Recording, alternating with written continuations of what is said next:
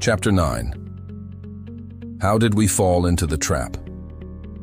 No one wakes up one day and says, "I'm going to trap myself in addiction."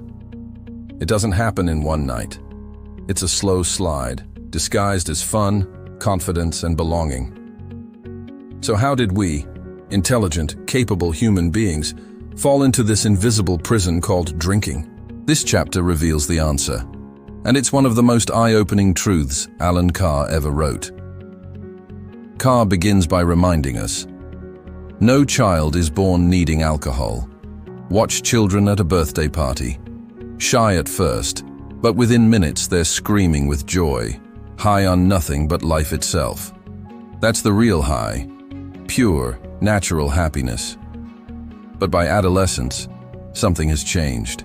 The laughter fades, the pressure builds, and society whispers, grow up, be serious, be adult. And somehow, being adult becomes linked with being a drinker. We live in a culture that glorifies the quick fix. Caffeine for energy, pills for calm, alcohol for fun. Our ancestors trusted nature. We trust technology and chemistry. Carr says we've become victims of our own intelligence, clever enough to build airplanes, yet foolish enough to poison the very machine that flies them. We burn energy at the gym only to sit all day in front of screens. We create antidepressants because modern life, the one we invented, has made us miserable.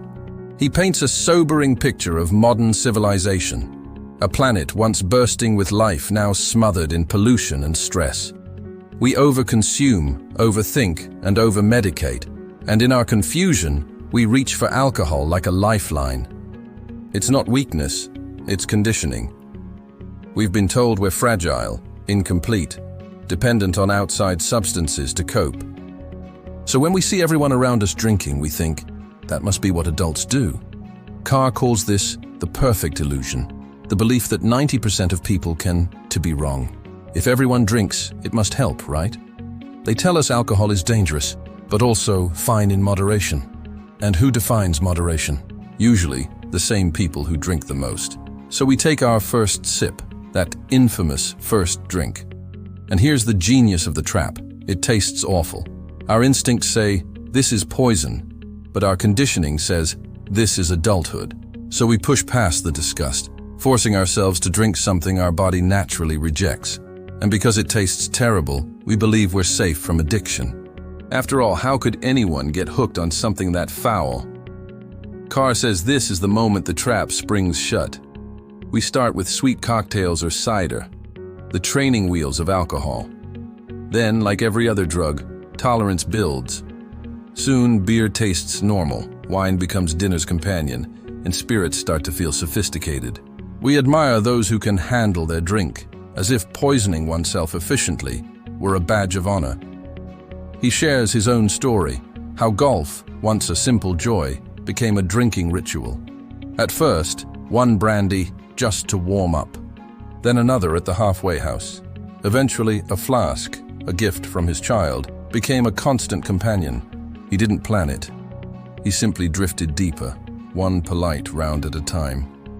He remembers despising the old men at the club, red-nosed, bleary-eyed, arguing over whiskey brands, until one day he was one of them. Not because he chose it, but because he never realized he was walking down the same path. And that's how most of us fall. No grand decision, no dramatic moment, just small steps that become habits, habits that become identity. Work lunches that start earlier, dinners that last longer, one small drink before heading home, until the line between social drinking and dependency disappears. Carr introduces what he calls the critical point. It's that stage when you start hearing hints from family, friends, or even your boss that you're drinking too much. Maybe your partner notices your breath. Maybe your performance dips. Maybe you start wondering if you're crossing a line. So you decide to prove your control by cutting down. But this is where the trap tightens, because cutting down creates two miseries: guilt when you drink and deprivation when you don't. The same willpower that worked for diets and deadlines fails miserably against addiction. Carr compares it to a fly caught in a pitcher plant. The more it struggles to escape, the deeper it sinks. When you try to limit your intake, alcohol becomes more precious, more tempting. You tell yourself, just one drink to relax. That one drink becomes another. Now the problem isn't solved, it's doubled. Carr sums it up perfectly. When the drinker recognizes that drinking is the problem, he now has two problems: misery when he drinks and misery when he doesn't.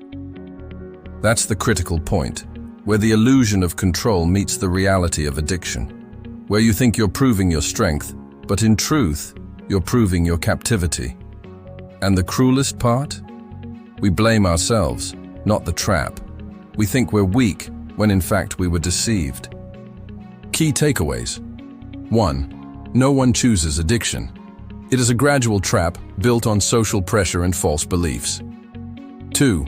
The first drink, though unpleasant, starts the illusion that drinking equals maturity. 3. Cutting down doesn't free you. It deepens the struggle by adding guilt and deprivation. 4. True freedom begins not with willpower, but with understanding the trap. You didn't fall into the alcohol trap because you were weak. You fell because you were human, because the world told you lies that everyone believed.